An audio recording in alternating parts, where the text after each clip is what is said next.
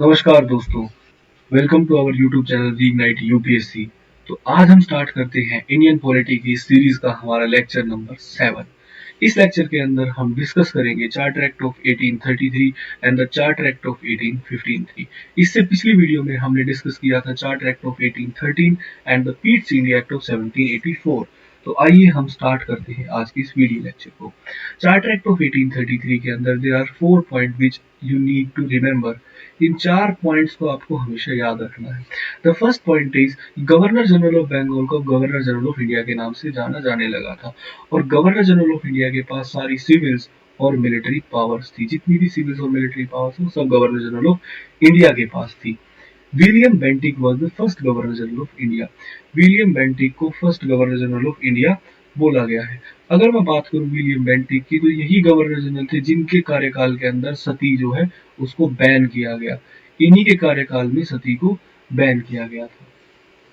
राजा राम मोहन रॉय और इनके एफर्ट्स थे जिसकी वजह से सती को बैन किया गया। Now the second point is it deprive the legislative power of governor of Bombay and the governor of Madras.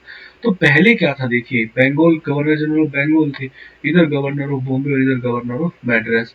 तो गवर्नर जनरल ऑफ बॉम्बे जो थे वो गवर्नर जनरल ऑफ बंगाल जो थे वो इनके ऊपर थे, एक तरह से ये सबॉर्डिनेट थे, राइट। तो इनके पास कुछ लेजिस्लेटिव पावर्स थी, governor general of Bombay and governor general of Madras के पास कुछ लेजिस्लेटिव पावर्स थी। बट इन लेजिस्लेटिव पावर्स को डिप्राइव कर दिया गया इस act of charter act of 1833 के बाद। ठीक है, इस एक्ट से इनकी पावर्स को डिप्राइव कर दिया गया। Now it ended the trade monopoly with the China. पहले क्या था, चार्टर एक्ट ऑफ 1813 के अंदर हमने देखा, charter act of 1813 abolish the trade monopoly of East India company in trade with India, but it continued the trade monopoly in trade with China and in tea. But this act, Charter Act of 1833, abolished the trade monopoly of East India Company in trade with China. तो इन्होंने China के साथ जो monopoly थी East India Company की trade की उसको abolish कर दिया गया। Now the fourth point is it ended the activities of East India Company as a commercial body. Commercial body के रूप में जो ईस्ट इंडिया कंपनी काम करती थी उसको पूर्ण रूप से बंद कर दिया गया। अब ईस्ट इंडिया कंपनी एक प्योरली एडमिनिस्ट्रेटिव बॉडी है, राइट। तो ये 4 पॉइंट्स इस एक्ट के अंदर इंपॉर्टेंट हैं। अब हम चलते हैं नेक्स्ट स्लाइड पे। इस स्लाइड के अंदर हमने डिस्कस किया है चार्टर एक्ट ऑफ 1853।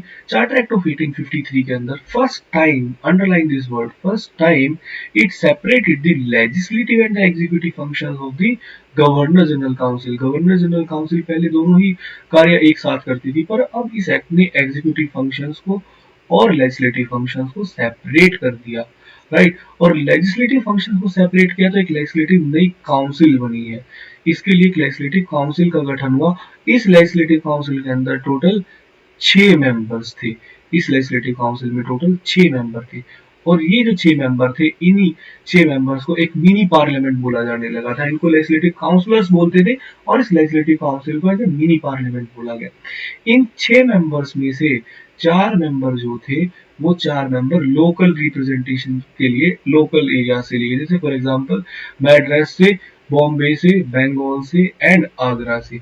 इन 4 जगह से लिए गए थे। अब लोकल रिप्रेजेंटेशन का मतलब ये नहीं है कि इंडियंस को इन्होंने ले लिया था, बट इट मीन्स कि इन्होंने इस एरिया में जो ब्रिटिशर्स भी काम कर रहे होंगे इन द मैड्रास प्रोविंस, तो उनको भी इन 4 में से एक में रखा गया। बॉम्बे से जो ब्रिटिशर्स होंगे उनको रखा गया, बंगाल से जो होंगे, आगरा से जो होंगे, जो वहाँ की लोकल गवर्नमेंट में वर्क करते हुए उनको सेंट्रल लेजिस्लेटिव काउंसिल में बुलाया गया, जैसे गवर्नर जनरल की लेजिस्लेटिव काउंसिल के अंदर। Now the third point is it introduced an open competition of selection and recruitment of civil servants. इसने सिविल सर्वेंट्स के रिक्रूटमेंट के लिए ओपन कंपटीशन और सिलेक्शन का मेथड यही एक्ट लेके आया 1833 के एक्ट में भी था, बट वो सक्सेसफुल नहीं हो पाया, इसलिए हम उसको ज्यादा डिस्कस नहीं करते। तो ये 4 पॉइंट इस एक्ट के अंदर इंपॉर्टेंट थे।